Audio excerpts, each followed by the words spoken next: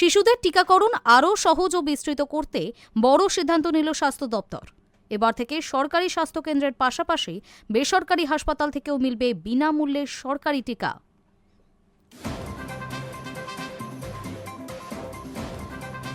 শিশুদের টিকাকরণ আরও সহজ ও বিস্তৃত করতে বড় সিদ্ধান্ত নিল স্বাস্থ্য দপ্তর।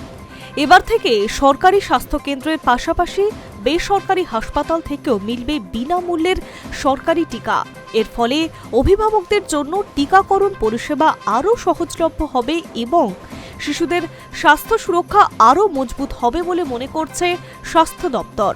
ভারত বহু বছর ধরেই ইউআইপি এর অধীনে শিশুদের একাধিক মারাত্মক রোগের বিরুদ্ধে বিনামূল্যে টিকিট দেয়।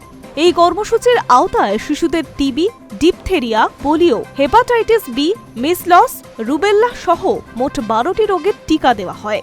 এতদিন পর্যন্ত এই ভ্যাকসিনগুলো মূলত সরকারি হাসপাতাল বা স্বাস্থ্যকেন্দ্র থেকেই পাওয়া যেত।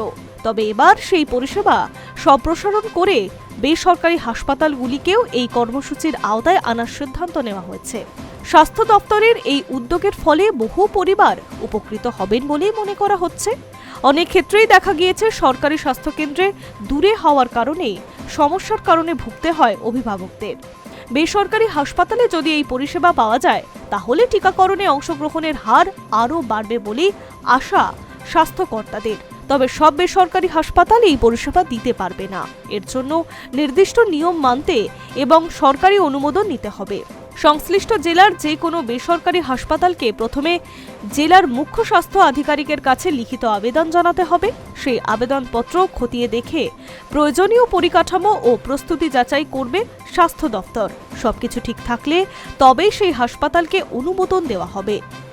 জনস্বাস্থ্যজনিত আধিকারিক ডক্টর অনির্বাণ দলুই জানিয়েছেন, শুধু বড় বেসরকারি হাসপাতাল নয়, অনেক ছোট হাসপাতাল বা নার্সিং হোম চাইলে এই সরকারি টিকাদান কর্মসূচিতে অংশ নিতে পারবেন। তার কথায় এই নতুন নির্দেশিকা চালু হলে টিকাকরণে কোনো ধরনের ভুল ত্রুটি কমবে এবং শিশুদের সুরক্ষা আরও জোরদার হবে। স্বাস্থ্য দপ্তর ইতিমধ্যেই বেসরকারি হাসপাতালগুলির জন্য একটি বিশেষ স্ট্যান্ডার্ড অপারেটিং প্রসিডিউর জারি করছে। এই নির্দেশিকা অনুযায়ী প্রতিটি হাসপাতালে টিকাকরণের জন্য আলাদা ওয়েটিং এরিয়া ও টিকাকরণ কেন্দ্র তৈরি করতে হবে। পাশাপাশি টিকা দেওয়ার পর সম্ভাব্য পার্শ্ব প্রতিক্রিয়াও নজরে রাখতে একটি পর্যবেক্ষণ কেন্দ্রও রাখতে হবে। এছাড়াও হাসপাতালের টিকাকরণ কেন্দ্রের পাশে প্রসূতি মায়েদের জন্য আলাদা স্তন্যপান করানোর জায়গা নির্দেশ দেওয়া হয়েছে, যাতে সদ্যজাত শিশুকে নিয়ে মায়েদের কোনো অসুবিধা বা বিড়ম্বনায় পড়তে না হয়। নতুন নির্দেশিকা অনুযায়ী কোনো বেসরকারি হাসপাতালে চলতি সপ্তাহে সর্বোচ্চ 2 দিন টিকাকরণের সেশন চলতে পারবে। সংশ্লিষ্ট জেলার মুখ্য স্বাস্থ্য আধিকারিক সম্ভাব্য টিকা গ্রহীতার সংখ্যাও বিবেচনা করে সেই দিন নির্ধারণ করবেন।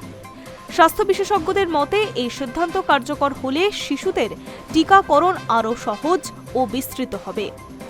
সরকারি ও বেসরকারি স্বাস্থ্যসেবার যৌথ উদ্যোগে দেশের শিশুদের রোগ প্রতিরক্ষা ক্ষমতা আরও শক্তিশালী হবে বলেই আশা করা হচ্ছে। Hi news network.